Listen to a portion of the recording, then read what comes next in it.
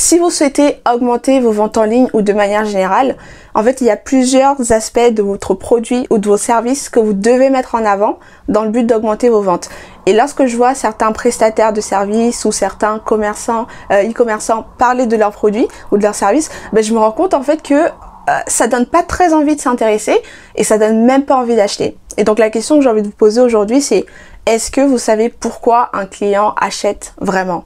Donc aujourd'hui, on verra ensemble les 8 raisons pour lesquelles un client achète. Et ces 8 raisons vous permettront, vous, de retravailler votre offre et d'améliorer votre stratégie marketing et de communication. Et pour ceux qui resteront jusqu'à la fin, je vous offrirai gratuitement ma fiche qui vous permettra de travailler sur les notions qu'on verra aujourd'hui dans le but d'avoir une meilleure stratégie pour vendre. Salut et bienvenue sur cette chaîne. Je suis Minel Moufak, la fondatrice de Acom Agency, une agence de marketing spécialisée dans le discours de vente et la proposition de valeur. Donc si vous êtes un entrepreneur et que vous cherchez des manières efficaces, des stratégies qui vous permettront d'augmenter vos ventes en ligne, alors vous êtes au bon endroit. Abonnez-vous à cette chaîne, activez la cloche de notification pour ne pas manquer les stratégies que je vous partage tous les jeudis. Et vous pouvez aussi me suivre sur la page Facebook de Acom Agency pour toujours plus de méthodes et toujours plus d'astuces pour améliorer vos stratégies marketing. La première raison pour laquelle un client peut consommer un produit ou un service, c'est parce que ça lui permet de répondre à un besoin naturel, à un besoin primaire comme manger, boire, s'habiller. Mais attention, c'est pas parce que vous répondez à ces besoins-là que forcément vous allez vendre de manière profitable, d'accord ? Il y a plusieurs facteurs qu'il faut prendre en compte et il faudra certainement associer les facteurs dont on parlera dans cette vidéo. Et je pense que lorsque vous verrez les autres raisons pour lesquelles un client achète, ça vous permettra donc de créer une sorte de formule qui vous permettra d'avoir vraiment un avantage compétitif par rapport aux autres. La deuxième raison pour laquelle un client achète, c'est parce que vous lui proposez la solution à un problème qui existe déjà. Par exemple, vous pouvez vendre un produit qui permet d'enlever les taches de vin. Par exemple, vous pouvez vendre un programme qui permet de perdre du poids après la grossesse. Vous pouvez vendre un traitement anti-acné. Donc, vous allez vous concentrer sur quand le problème est déjà là et qu'il faut l'éliminer. Et donc, dans votre communication, ce que je vous recommande, c'est quoi? C'est de mettre l'emphase sur ces problèmes-là, à quel point c'est gênant, montrer que vous comprenez dans quelle situation ils sont, vous comprenez à quel point c'est désagréable d'avoir de l'acné, des fois il y a le visage qui fait mal, les boutons qui fait mal, on peut pas toujours les percer, c'est pas très esthétique. Donc montrer à quel point vous comprenez la personne, vous comprenez sa douleur et que vous êtes capable de l'aider. Donc expliquez en quoi votre solution est pertinente pour aider ces personnes-là. Mais une chose est sûre, c'est que vous devez quand même mettre l'accent sur le problème que vous êtes en train de résoudre, expliquer comment il se manifeste, quelles sont les conséquences, etc. et à quoi leur vie pourrait ressembler lorsque leur problème serait résolu. Bon, par contre, pour enlever des taches de vin, c'est pas non plus une communication de folie, mais tout ce qui va toucher par exemple à l'esthétique, là, ce sera très important de mettre sur ça, à l'esthétique, à la richesse, des choses comme ça.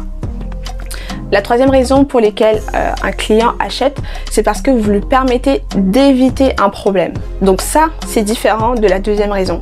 Donc dans la troisième raison, vous êtes plutôt dans la prévention, d'accord? Et au niveau de votre communication, qu'est-ce que vous devez mettre en avant? Alors ce que moi je vous recommande, c'est d'expliquer en fait qu'est-ce qui cause ce problème. Donc par exemple, si vous êtes dans la prévention de l'acné, vous pouvez dire voici les 5 raisons pour lesquelles vous pouvez avoir des boutons. Voici comment se manifeste l'acné, parce que peut-être qu'il y a des personnes, ils savent pas vraiment qu'il y a plusieurs types d'acné, ils savent pas quelles sont les causes. Donc si vous mettez l'accent sur ce qui provoque le problème, comment le problème se manifeste, s'il est possible de l'éviter, du coup les gens vont se dire ah d'accord, parce que des fois les gens ont un problème mais ils ne savent pas forcément, vous voyez, donc peut-être que quelqu'un a des problèmes cardiaques mais il n'a jamais su mettre le mot dessus, et donc vous, si vous proposez une solution qui permet d'aider les personnes qui ont des problèmes cardiaques, en fait il faut que vous puissiez leur expliquer comment ça se manifeste pour que eux soient capables de se dire ah ouais c'est vrai, je crois que j'ai des problèmes cardiaques, il faut que je me rapproche de cette personne, vous voyez. Donc essayez un peu de préparer le terrain pour que votre solution soit vraiment perçue comme étant pertinente. Les 2 raisons que je vais vous énoncer tout de suite sont liées à votre image de marque. Et oui, encore le branding, toujours et encore le branding. Si vous n'avez pas vu les vidéos dans lesquelles j'en parle, je vous les mets en lien, dans le lien et quelque part en haut pour que vous puissiez aller regarder parce que c'est super important. Vous voyez, encore aujourd'hui, on en parle. Donc, la 4e raison pour laquelle un client peut acheter votre produit ou votre service, c'est parce que votre image de marque est en accord avec leur personnalité. Lorsque vous travaillez sur votre stratégie marketing, il faut absolument que vous preniez le temps d'établir votre avatar parce que c'est grâce à ça que vous pourrez cibler la communication. Donc quels sont les types de personnes avec qui vous voulez travailler, quelles sont les personnes que vous visez, et il faut que vous soyez capable d'identifier un peu quelle est leur personnalité, d'accord? Est-ce que vous visez des personnes qui sont originales, des personnes qui sont anticonformistes? Est-ce que vous visez des personnes qui sont plutôt assez carrées, des personnes qui aiment la sobriété? Il faut vraiment que ce soit assez clair pour que votre image de marque soit concordante avec ça. Et donc lorsque la personne va voir votre produit, par exemple si vous faites des vêtements très colorés, il faut que la personne se dise ah tiens ça me ressemble, ou plutôt si vous faites des costards noirs, tout est très carré, etc. au millimètre près, pour que la personne qui aime être soft se dise ah tiens ça c'est pour moi. La cinquième raison, c'est la suivante.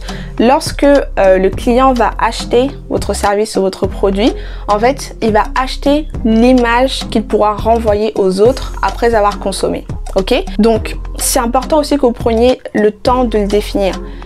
Quelle est la sensation que vous aimeriez que votre client ressente après avoir acheté votre produit? Est-ce que vous aimeriez qu'il se dise « Ouais, ça y est, je suis beau. Oui, ça y est, j'ai l'air riche. Oui, ça y est, j'ai l'air professionnel. » Il faut aussi que vous preniez le temps de le définir parce que ça vous permettra d'améliorer votre communication.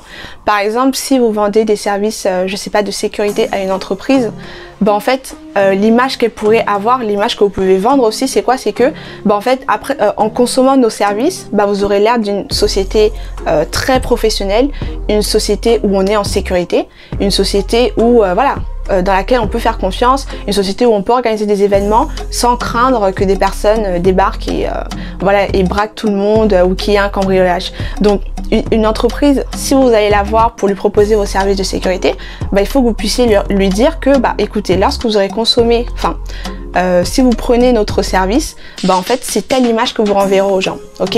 Pareil si vous vendez des produits, par exemple, la personne pourra se dire ok, grâce à ce produit-là, vous aurez l'air, je sais pas, d'être une maman qui prend soin d'elle, vous aurez l'air d'être une femme qui, je sais pas, qui a très confiance en elle. Donc pensez vraiment à cela parce que c'est super important aussi. Donc lorsque les gens achètent, ils pensent aussi à leur image. Quelle image est-ce qu'ils vont renvoyer? Est-ce que ce sera l'image de quelqu'un de minimaliste? Est-ce que c'est l'image de quelqu'un de soigné? Bref, vous avez compris. La sixième raison qui vous permettra de vous démarquer de manière significative, c'est de vendre un concept, ok? Que de vous contenter de vendre juste un service ou un produit comme ça quand des milliers d'autres personnes peuvent le faire. Essayez plutôt de vendre un concept. J'avais discuté avec comment dire, un prospect, on va dire, et puis elle m'avait parlé de son idée et je me suis rendu compte que c'était trop simple en fait. Ça ne permettait pas aux gens de leur donner envie de consommer, mais en fait je lui ai plutôt proposé une autre manière de voir les choses et on avait un vrai concept à la fin de la conversation. Donc elle a vraiment été séduite et c'était déjà une très bonne chose et je lui ai dit moi-même que je serais capable de consommer ce genre de truc, vous voyez, parce qu'en fait elle voulait revendre des produits en ligne, mais ce sont des produits qu'on trouve déjà dans les magasins. Donc pourquoi est-ce que la personne va aller acheter chez vous en ligne quand ils peuvent le faire en allant faire leurs courses de tous les jours? Surtout que ce ne sont pas des produits qu'on achète tout le temps. Donc lorsqu'on fait les courses du mois, ben, on peut les prendre une fois et ça va durer un mois ou deux. Donc du coup, quel est l'avantage quel est son avantage à elle en fait? Quel est son atout à elle? Et lorsqu'on a conceptualisé la chose, c'était beaucoup plus intéressant et elle pouvait du coup le vendre beaucoup plus cher. Et je vous suggère aussi de faire la même chose. Quel est le concept que vous pouvez définir pour mieux vendre votre service ou votre produit? Je vais vous donner quelques exemples pour vous inspirer. Si par exemple vous faites de la restauration, bon ce sont des exemples un peu farfelus, si par exemple vous faites de la restauration, bah, le concept que vous pouvez vendre c'est quoi? C'est par exemple que lorsque le client vient, il va pêcher son poisson lui-même. Admettons il y a un grand bac au milieu du restaurant, donc la personne va pêcher son poisson, donc déjà c'est du poisson frais, c'est lui qui choisit. Il y a un côté aussi un peu ludique, par exemple avec les enfants, on s'amuse à pêcher et après maintenant le chef va cuisiner le poisson dans l'heure qui suit et puis leur apporter. Donc ça c'est un concept très intéressant pour lequel bah, les gens qui ont envie de sortir et d'avoir une vraie expérience pourront venir dans votre restaurant pour en bénéficier. Par exemple dans la cosmétique, vous pouvez vendre, je sais pas, une gamme de maquillage qui permet d'être prête, je sais pas, en 10 minutes, ou alors une gamme de maquillage nude, voilà, on a l'impression qu'on n'est pas maquillé. Donc ça ce serait aussi intéressant. Il faut vraiment repenser la chose et le présenter sous forme de concept amusant, intéressant, original. C'est à vous de voir. La 7e raison pour laquelle un client peut acheter, c'est parce qu'en fait, votre produit, votre service s'intègre dans une idéologie, une vision du monde. Donc aujourd'hui, quelle est la raison d'être de votre entreprise? Vous voyez, est-ce que par exemple la raison d'être de votre entreprise c'est de, je sais pas, d'éliminer le mal dans le monde? Est-ce que c'est de stopper la déforestation? Et donc du coup, si vous avez comme ça une idéologie, une vision qui est vraiment au cœur de votre entreprise, bah, ça permettra aux personnes qui sont touchées de consommer vos produits, vous voyez. Donc si par exemple votre entreprise reverse systématiquement 20% de ses gains à des associations, bah ça rentre dans une certaine vision, et donc quelqu'un qui est sensible à la charité bah, va plutôt privilégier vos produits à vous. Même s'il doit payer un petit peu plus cher, au moins il sait qu'en consommant vos produits, il fait aussi quelque chose d'utile. Donc quelle est la raison d'être de votre entreprise? Quelle est la vision que vous avez? Quelle est votre vision du monde?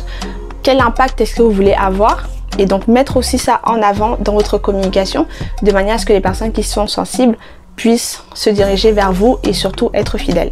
La 8e et dernière raison, qui n'est pas des moindres, c'est en fait votre client, lorsqu'il achète, il achète à cause de la personnalité du vendeur.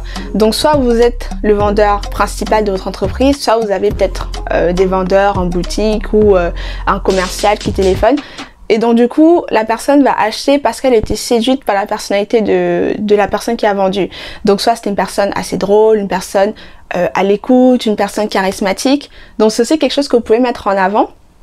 Et comment est-ce que vous pouvez le faire? Bah déjà vous, quelle est votre personnalité? Je pense qu'il faut s'en tenir. Soyez vous-même, mais soyez pas totalement fou non plus, même si c'est quelque chose qui peut aussi vendre.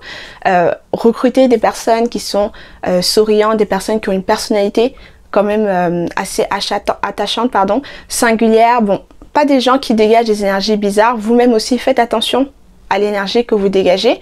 Et si jamais vous souhaitez pas forcément vous mettre en avant, bah peut-être que vous pouvez avoir recours à des influenceurs, parce que lorsqu'ils vendent à leur communauté, les gens achètent aussi parce qu'ils aiment cet influenceur-là, parce qu'ils lui font confiance.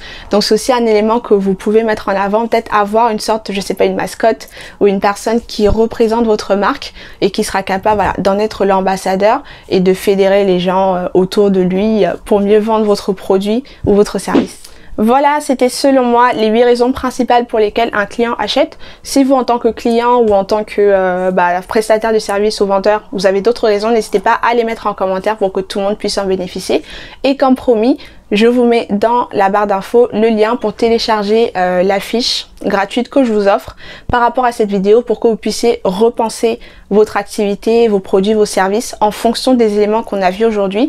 Donc je vous mettrai quelques guidelines pour vous aiguiller et pour que vous puissiez avoir à la fin de quoi communiquer davantage, de quoi mieux communiquer, surtout sur vos produits ou vos services. Donc je vous dis à la prochaine fois pour de nouvelles stratégies. N'oubliez pas de vous abonner, de partager à tous ceux qui pourraient être intéressés, et je vous dis à la prochaine.